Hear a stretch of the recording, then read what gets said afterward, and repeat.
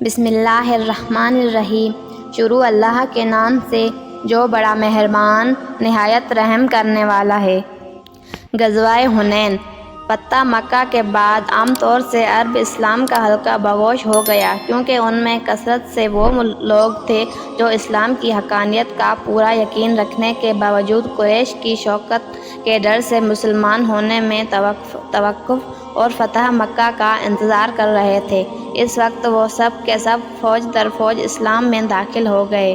باقی مانند عرب کی بھی ہمت نہ رہی کہ اسلام کے مقابلے میں کھڑے ہوں۔ البتہ دو قبیلے ہوازن اور ثقیف غیرت کی وجہ سے آمادہ جنگ ہو کر مکہ معظمہ کی طرف مسلمانوں کے قتال کے لیے بڑھے۔ رسول اللہ صلی اللہ علیہ وسلم کو خبر ملی تو آپ صلی اللہ علیہ وسلم نے 12,000 کا لشکر مقابلے کے لیے جمع کیا، جن میں 10,000 تو مہاجرین و انصار تھے جو مدینے سے ساتھ آئے تھے، اور 2,000 نو مسلم تھے جو فتح مکہ میں مسلمان ہوئے تھے اور اب تک اسلامی لشکروں میں سب سے بڑی تعداد تھی۔ 6 شوال 8 ہجری کو یہ حزب اللہ خدائی لشکر روانہ ہوا، اور جب وادی حنین میں پہنچا تو دشمن جو پہاڑ کی گھاٹیوں میں چھپے ہوئے تھے فوراً مسلمانوں پر ٹوٹ پڑے، چونکہ ابھی تک ترتیب صفوف بھی نہیں ہوئی تھی، اور اس لیے اسلامی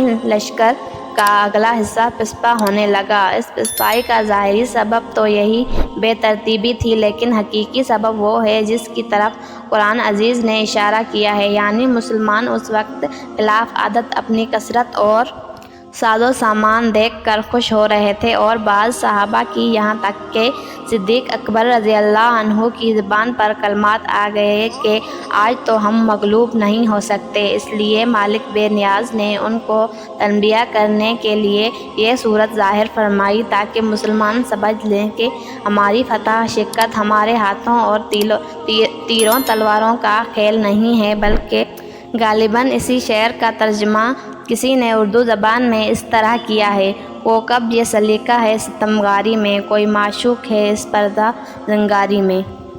بدر میں بے سر و سامانی کے ساتھ فتح مبین اور حنین میں اس قدر ساز و سامان کے باوجود شکست کا یہی راز تھا۔